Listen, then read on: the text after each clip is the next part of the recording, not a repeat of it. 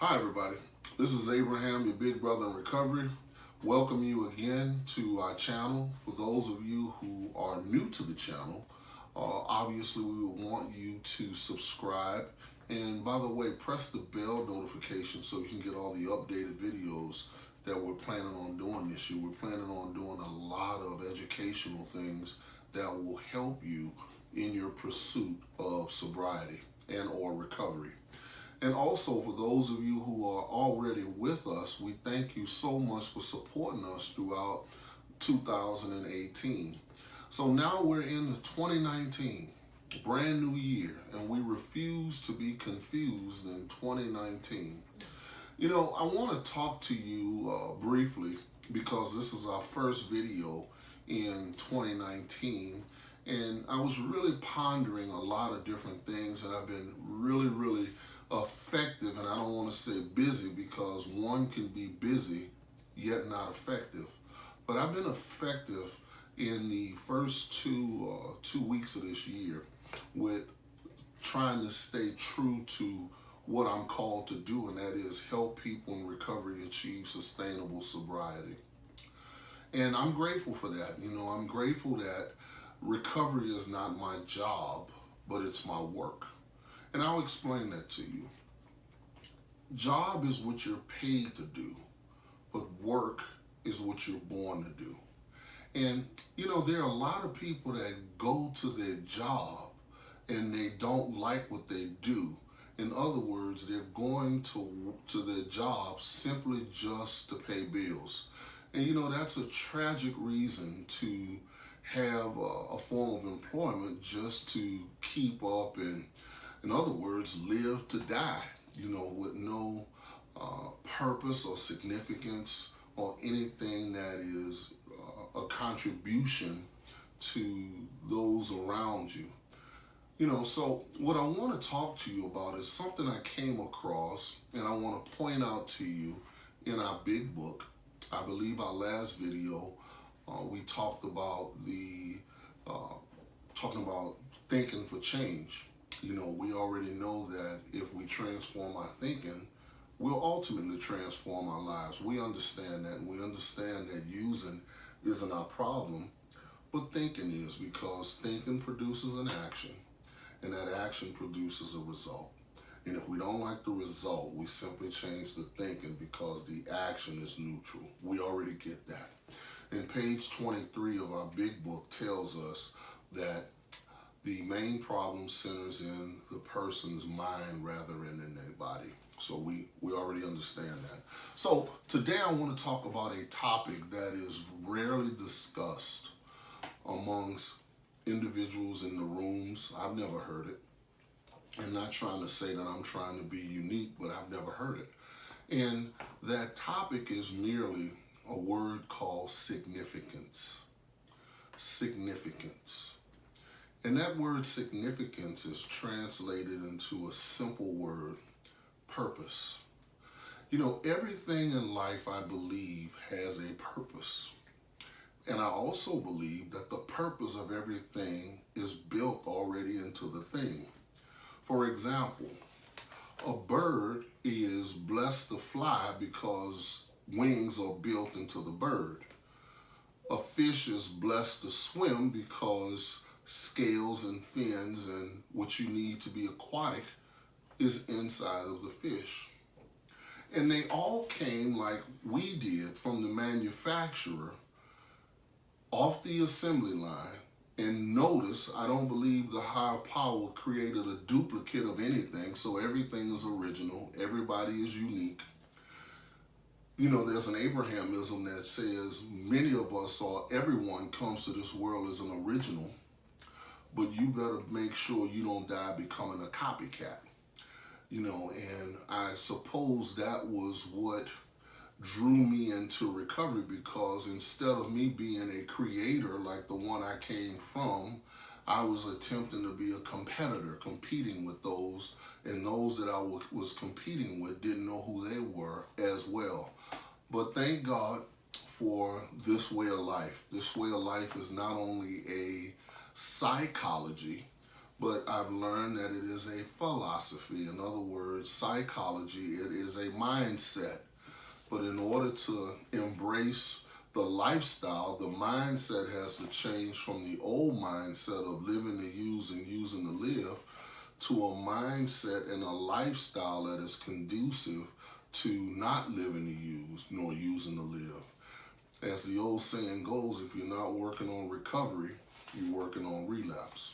So I'd like for you to pull out your book. I want to draw your attention to something. And it's on page 14. And it precedes page 13, obviously, when I did a video on page 13 about Bill W. working all 12 steps in one day in the town's hospital. And you can go back and look at that video. And I want to add to it, because again, I want to talk about significance, or I want to talk about purpose.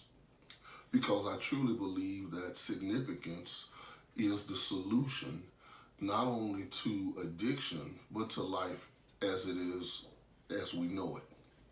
So let's look at page 14, and let's start with the second paragraph when we see that Bill talks about the revolutionary and drastic proposals, but the moment I fully accepted them, the effect was electric. There was a sense of victory followed by such a peace and serenity as I had never known. There was utter confidence. I felt lifted up as though the great clean wind of a mountaintop blew through and through. God comes to most men gradually, but his impact on me was sudden and profound. What Bill, in my opinion, was experiencing is the Holy Spirit, or the Spirit of God, residing or being awakened in him, because now he proceeded to get right or get back connected to his source, get right with himself, right his wrongs with others, because you can't live in this world by yourself, and ultimately being willing to maintain what he obtained. So therefore, if you think about it, he is adhering to the ultimate principle, the golden rule.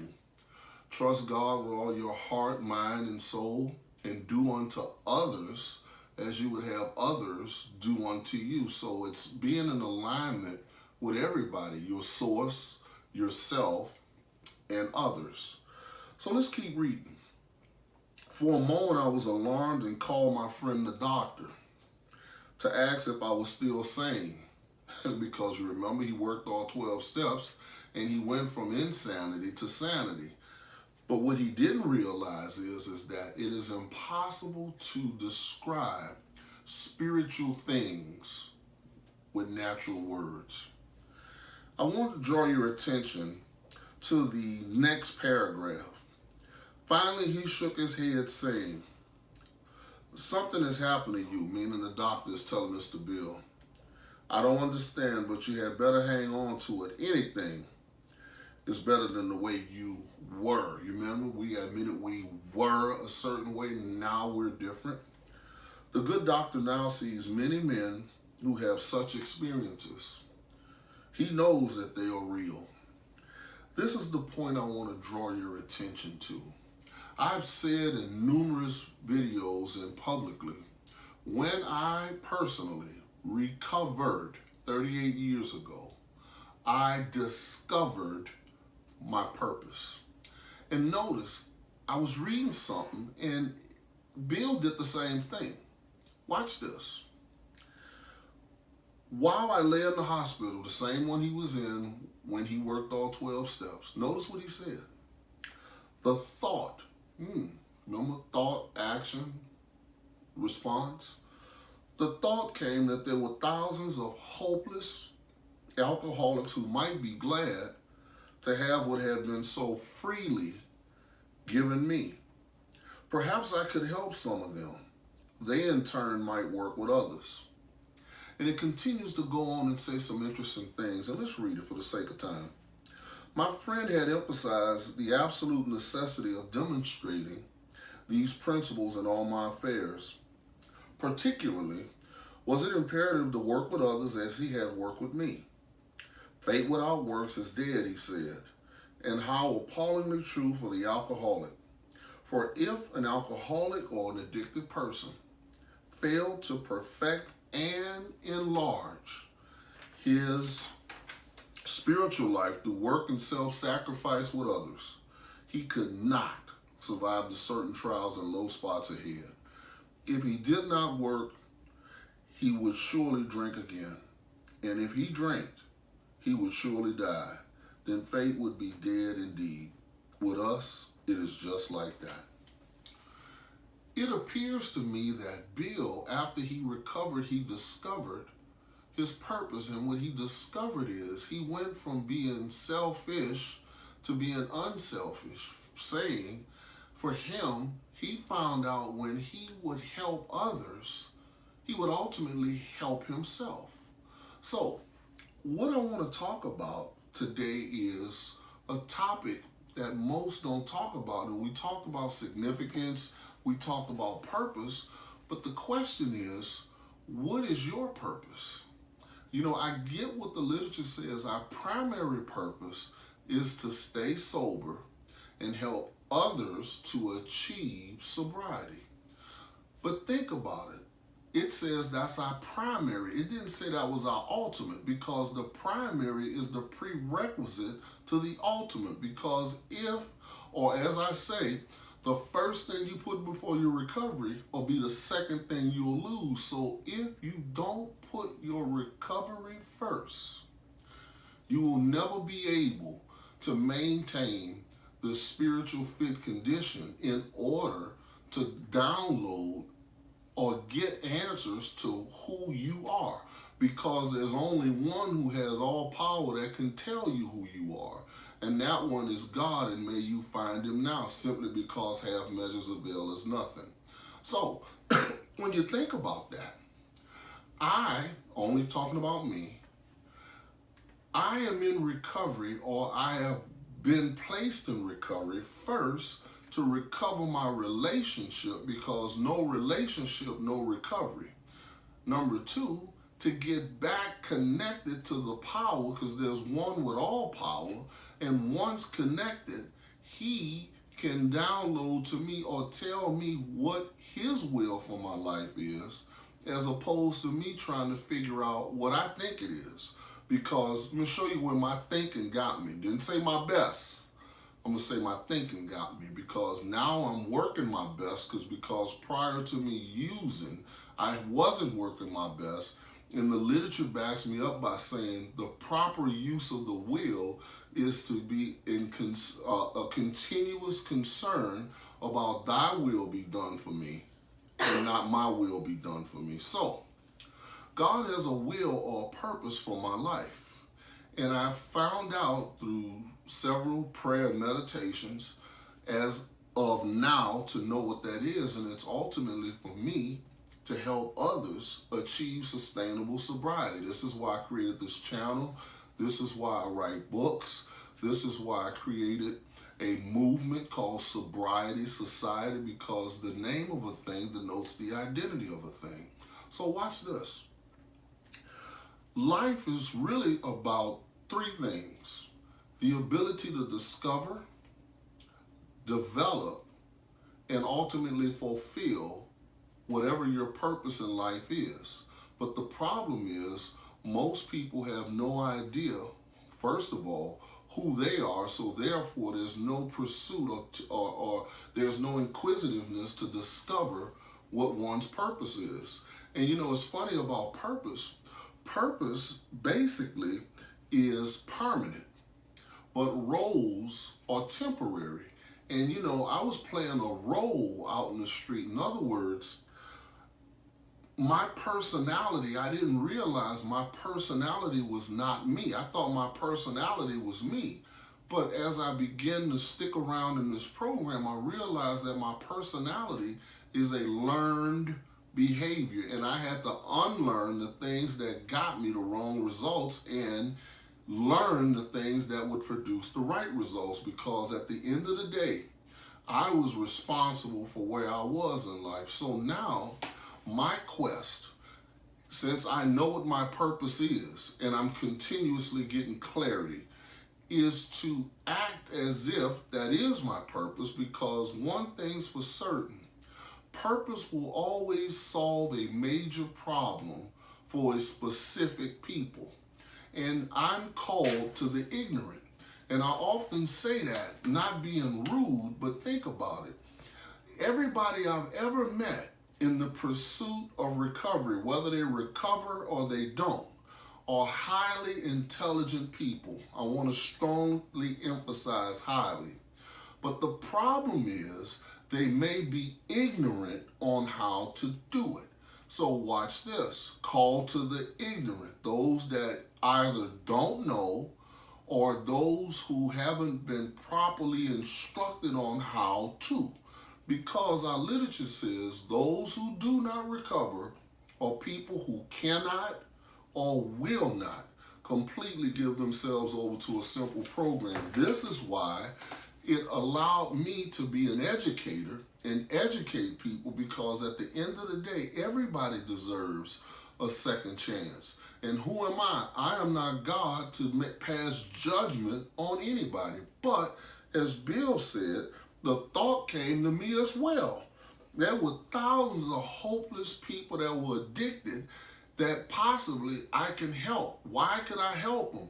Because when I recovered, I discovered that there were many other people who had been or are currently battling with the situation that I have been delivered or overcame.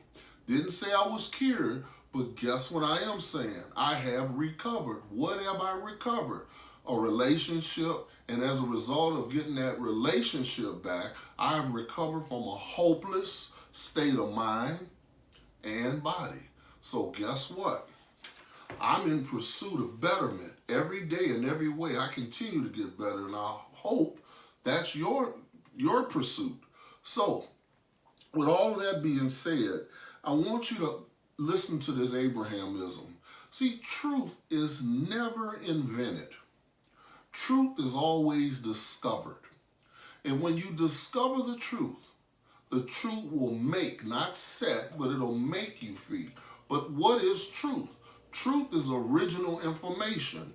Guess what I was doing? I was getting secondary information. In other words, I was talking to the resource, and nobody taught me how to talk to the source. In other words, I was intrigued with the created and not the creator. But now I have flipped the script, been back in alignment to where as though now I no longer am being controlled by 100 forms of fears and self-delusions. Think about something. Before I started using, I allowed my mind to control my spirit. When I recovered, I discovered that my spirit controls my mind. So now I don't do whatever comes to my mind. What I do is I do what comes to my spirit. In other words, I am a speaking spirit that lives in a physical body that has a mind, and my mind is sound enough now to where as though I can quiet myself down and I can get in alignment with my Creator and allow His Spirit to talk to my spirit. And when they get through having a conversation, I'll get a thought that comes to my mind. But watch this. I have to be able to weigh that thought and know if that thought is a selfish thought, meaning only for me, or a selfless thought, meaning how do I help others? Because I found out that His will for me is always about helping others. And that's something I'm just really a stickler about. You know, when we talk about purpose, we talk about it being the original intent of a thing. And I guess what I'm saying is, in your pursuit of sobriety this year, 2019, what your goal should be, and I forestated this in the recipe for recovery, but I want to reiterate it since we're still early in the year. And a goal without a deadline is nothing but a dream. So I would write this on a paragraph, because we're talking about purpose, right? I would write simply, with God's help, I will easily recover by December 31st, 2019 or sooner. Simple, because that's your purpose statement for the year. And guess what? We already know the action steps that it takes in order to achieve the goal. And the action steps are, number one, you have to get back reconnected to the source. Number two, you can't recover without the information, which is the knowledge. So you have to figure out what way works for you. Number three, you must find a group of people who are practicing the behavior that you're trying to replace. Number four, out of that group of people, you must find a mentor or a sponsor so that person can teach you what you don't know. And last but not least, once you recover, like Bill did, go and help somebody else. Do some service work, because that's a theme throughout this book. It's all about helping others.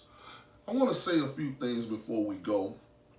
And one of the things is, how do you discover your purpose? I get that question asked more than anything. And I'll tell you one way you can definitely discover your purpose. And it's going to seem so simple until it's going to boggle the mind. What you must do is ask the one who created you, because nobody can tell you your purpose other than the person who created you. So what you need to do is, in your process of getting your spiritual condition together, is pose the question to the one who created you, and only that person can tell you what it is.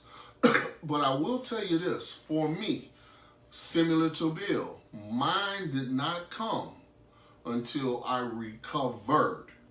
Why? I don't know why. But one thing I do know, we all have one, you have one, and my prayer for you this year is not to allow your past to prevent you from seeing your future. See, most of us are haunted by 100 forms of fears and delusions, the past. My prayer is that you work through the 12-step process, get your past eradicated to where as though you have no more past, and all you have is a bright future, and your future will start to pull you, because that'll be all you'll be thinking about. In closing, we often say a person becomes what they think about. And you know, I didn't start to really get inquisitive about my purpose until I started to work through this process, because I started to see that there was a bigger reason for my being. Mark Twain says it best, and you may have heard me quote it. He says that the two most important days in your life is the day you're born and the day you discover why you were born. I don't even celebrate a birthday because I've only been birthed once. And I'm talking about me. I don't really get off into celebrating a dry date, you know, but what I am in pursuit of is discovering the day in which I was born. In other words, the day in which I was given birth, rather, not the day in which I was born. But why am I on this earth? And I am thoroughly convinced my reason for being on this earth is to help others to achieve sustainable sobriety. Because guess what? I know nothing else but that, because I teach from personal experience. I was once lost, now I'm found. So guess what? If this video has made any sense to you, I'd like for you to leave some comments at the bottom. Again, please help me this year, because like I told you, I've been really effective lately. And what I've been doing is, I've been writing books on addiction. And some of you may be able to see this if you zoom in, but it's my new book called Everything You Need to Know About Drugs, Addiction, and Recovery. And in it, you'll find out that there is no chemical solution for a spiritual problem. Look how thick it is. It's 560 pages. And many have said that it's the best book written in the last 25 years on the topic. So if you or anybody you know that teaches in a college, that is a professor, a social worker, have them to go to my site, www.sobrietysocietyintl.com. And my gift to you is sign up for the free chapter and download it and take a look at it. You know, the book is cheaper than a funeral. I'll put it to you like that. You know, we got a lot of people that are saying that it is a great piece of work, and I thank you for it, but it's another attempt for me to impart the things I know on how to help people recover, because it irks me to see people die prematurely from a treatable disease. So, with that being said, go to the site, download the free chapter, share it with your friends, and ultimately, hopefully, you'll buy the book and we'll get it out to you. But keep praying for us, keep reading, and know that there is a reason for you being here. And as you recover, you'll start to discover what it is you're put on this earth to do. Again, this is your big brother in recovery, Abraham. Talk to you soon. Bye.